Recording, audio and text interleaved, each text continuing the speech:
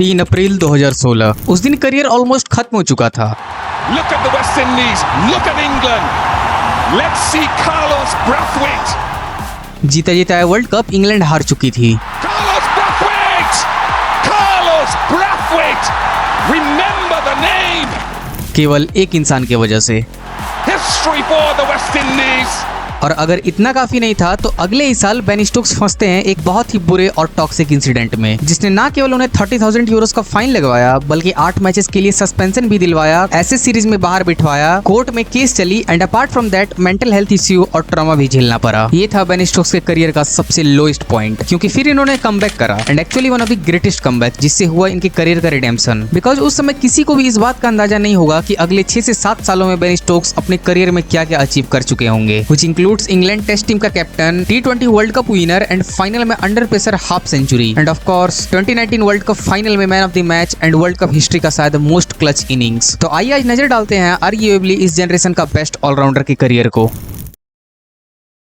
आज के समय इंग्लैंड का सबसे बड़ा match winner and the most clutch player उस दिन चोक कर गया था और एक जीता जिताया वर्ल्ड कप इंग्लैंड को हरा दिया था। 3 अप्रैल 2016 T20 world cup final, England versus West Indies. England पहले बैटिंग करते हुए 155 रन बनाती है और वेस्ट इंडीज 19 ओवर्स के बाद 137 रन पर थी। ना आखिरी ओवर में इंग्लैंड को जीतने के लिए 19 रन डिफेंड करने थे और वेस्ट इंडीज को 19 रन बनाने थे और English captain ion Morgan ball देते हैं ऑलराउंडर बेन स्टोक्स को और स्टोक्स पहला ही बॉल यॉर्कर मिस करते हैं और ब्रेथवेट छक्का लगा देते हैं और यही सेम प्रोसेस अगले 3 बॉल्स में रिपीट होती रहती है। जी हाँ, बेन स्टोक्स ब्रेथवेट को अंतिम ओवर में 4 बॉल डालते हैं, चारों बार यॉर्कर मिस होती है और ब्रेथवेट 4 छक्के लगाकर वेस्ट इंडीज को मैच जिता देते हैं, वेस्ट इंडीज को वर्ल्ड कप जिता देते हैं। जी हाँ, बेन स्टोक्स से 19 रन से डिफेंड नहीं हो पाती है और केवल 4 ही बॉल्स में मैच फिनिश हो जाती है। 4 ही बॉल्स में आखिरी ओवर डिसाइड हो जाता है। उस दिन पूरा दुनिया वेस्ट इंडीज और कार्लोस ब्रेथवेट का फैन बन चुका था और बेन स्टोक्स की चल रही थी केवल रोलिंग। इतने गंदे तरीके से चूक करने के बाद ऑफ कोर्स करियर खतरे में थी। अगर वो टीम में बने हुए थे तो इकलौता अपने कैप्टन के ट्रस्ट की वजह से, जिन्हें अब भी बेन स्टोक्स पर पूरा भरोसा था। लेकिन अगले ही साल 2017 में सिचुएशन और भी खराब हो जाती है। वेस्ट इंडीज के साथ ऑनगोइंग ओडीआई सीरीज के दौरान तीसरे ओडीआई के बाद बेन स्टोक्स और एलेक्स हेल्स को एक क्लब के बाहर रेयान हेल नामक बंदे के साथ फिजिकली फाइटिंग करते हुए पकड़ा गया। फाइटिंग इतना गंदा कि सामने वाला बंदा तो हॉस्पिटलाइज्ड हो गया था, जिसके फोरहेड और फेस पर सीवियर इंजरी बताई जा रही थी। ना कारण कुछ भी हो, भले ही आपकी गलती ना हो, लेकिन एज ए क्रिकेटर अगर आप ऐसे इंसिडेंट्स में पकड़े जाते हो तो ना केवल आपका करियर दांव पर लगता है, आपका रेप्यूटेशन खराब होता है, बल्कि as a whole cricket board और क्रिकेट पर भी कीचड़ उछलती है। और होता भी कुछ वैसा ही है। स्टोक्स को उस सीरीज के अगले दोनों मैचेस के लिए बैन कर दिया जाता है। उस फाइट के दौरान इंजर्ड होने के कारण आने वाले 2017-18 के ऐसे सीरीज से भी बाहर होना पड़ता है। इतना ही नहीं, अपनी स्पॉन्सरशिप भी लूज करते हैं और इंग्लैंड क्रिकेट बोर्ड उन्हें 30,000 यूरो के फाइन के साथ साथ 8 मैचेस के लिए बैन भी कर देती है। ना अब ये इंसिडेंट के बाद स्टोक्स का करियर बिल्कुल दांव पर लगा हुआ था। पिछले साल इतने बुरे तरीके से चोक करने के बाद अब ये इतना बुरा इंसिडेंट, इस इंसिडेंट ने उन्हें पर्सनल लेवल पर भी काफी ज्यादा परेशान किया, क्योंकि रिपोर्ट्स के अनुसार इस इंसिडेंट ने उन्हें काफी ज्यादा डिप्रेशन और नाइटमेयर्स दिए। अब तक स्टोक्स ने अपने करियर में कुछ खास अचीव नहीं करा था। टैलेंट इतना ज्यादा, लेकिन बड़े मोमेंट्स में इंग्लैंड के लिए बिल्कुल एक ऑर्डिनरी प्लेयर। 2011 में डेब्यू करने के बाद 2018 तक बेन स्टोक्स के 10 सेंचुरी भी नहीं थे और ना ही तीनों फॉर्मेट्स मिलाकर 100 विकेट। लेकिन फिर इनका ग्रेटेस्ट कमबैक होता है साल 2019 में। जी हाँ, 2019 वर्ल्ड कप के फाइनल में, जब उन्होंने खेला शायद ओडीआई वर्ल्ड कप हिस्ट्री का one of the greatest knock और जब सिंगल हैंडेडली अपने टीम को पहला वर्ल्ड कप जिताया। 241 रन का पीछा करते हुए इंग्लैंड की टीम एक समय 86 रन पर 4 विकेट थी। 1-2 विकेट और गिरने के बाद उनके बॉलर्स बैटिंग करने को आने वाले थे। उस समय न्यूजीलैंड ऑलमोस्ट वर्ल्ड कप जीत चुकी थी until the main man enters the arena. Ben Stokes ने जॉस बटलर के साथ मिलकर किया 110 रन का partnership and all of sudden match England के खेमे में जाता हुआ दिखाई दे रहा था। 45वें ओवर में बटलर के आउट होने के बाद अब बैटिंग करने के लिए कोई खास बैट्समैन नहीं बाकी था। इकलौता इंसान बेन स्टोक्स अभी भी टिका हुआ था। आखिरी ओवर में बॉलिंग कर रहे थे ट्रेंट बोल्ट और अभी इंग्लैंड को जीतने के लिए 15 रन चाहिए थे। स्टोक्स ने उस ओवर में एक छक्का लगाया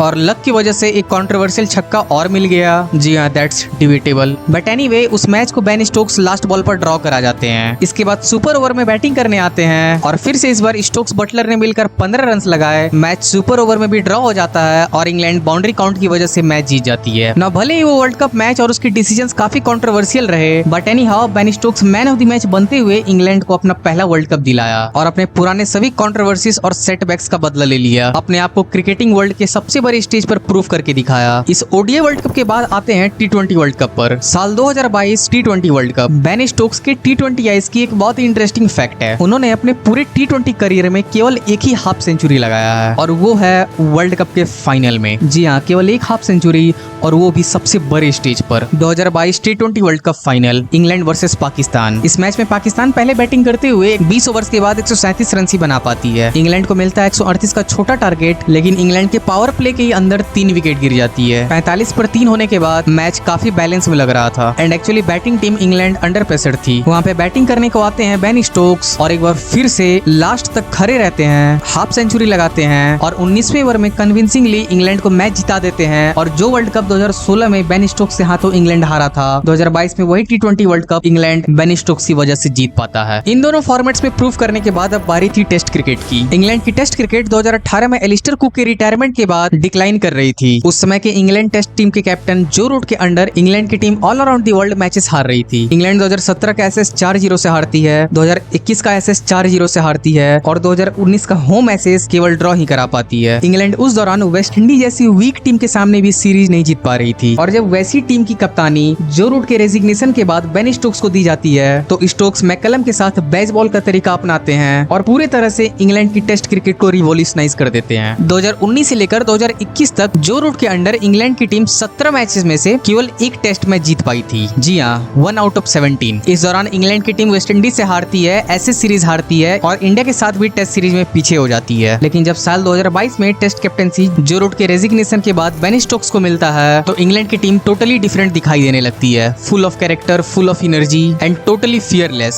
क्योंकि 2022 में इंग्लैंड टूर ऑफ पाकिस्तान में इंग्लैंड की टीम टेस्ट क्रिकेट के पहले ही दिन 500 रन बना देती है और पहले ही सेशन में 174 रन बना डालती है और उनके घर में जाकर उन्हें 3-0 से सीरीज हरा कर आती है। Now if you see Pakistan एक वीक टीम है तो आइए ऑस्ट्रेलिया पर। 2023 के ऐसे सीरीज में इंग्लैंड की टीम पहला टेस्ट का पहला ही दिन अपनी इनिंग्स को डिक्लेयर कर देती है। Now that is some fearless cricket. 5 matches की सीरीज में इंग्लैंड पहला दोनों मैचेस हार जाती है। 2-0 डाउन होने के बाद सीरीज जीतना काफी मुश्किल हो गया था, लेकिन उस सीरीज में भी इंग्लैंड अगले 2 मैचेस जीतती है और तीसरा ऑलमोस्ट जीता है मैच बारिश के कारण रद्द हो जाता है, वरना इंग्लैंड 2-0 डाउन होने के बाद भी सीरीज को 3-2 से जीतने वाली थी। और ये सीरीज एक्चुअली बेन स्टोक्स के कमबैक करने की एबिलिटी को दर्शाता है। आज के समय की इंग्लैंड टीम पूरी तरह से बेन स्टोक्स के कैरेक्टर को शो करती है। अगर हम स्टोक्स के 2019 के बाद के करियर को देखें तो बिल्कुल एक गोटेड करियर दिखाई देता है। इतना ज्यादा डाउन एंड आउट होने के बाद भी स्टोक्स 2019 में ICC cricketer of the year बनते हैं, 2022 में ICC test cricketer of the year बनते हैं एंड एक्चुअली इंग्लैंड क्रिकेट के पिछले 7-8 सालों के क्रिकेट को देखें तो आज के समय इंग्लैंड का सबसे बड़ा और most impactful player Ben Stokes ही है, जिसने इंग्लैंड को एक वर्ल्ड कप जिताया, एक टी20 वर्ल्ड कप जिताया, टेस्ट क्रिकेट को पूरी तरह से रिवाइव करवाया और पिछले 34 टेस्ट मैचेस में से 23 टेस्ट मैच जीते। Now this is what we call as comeback.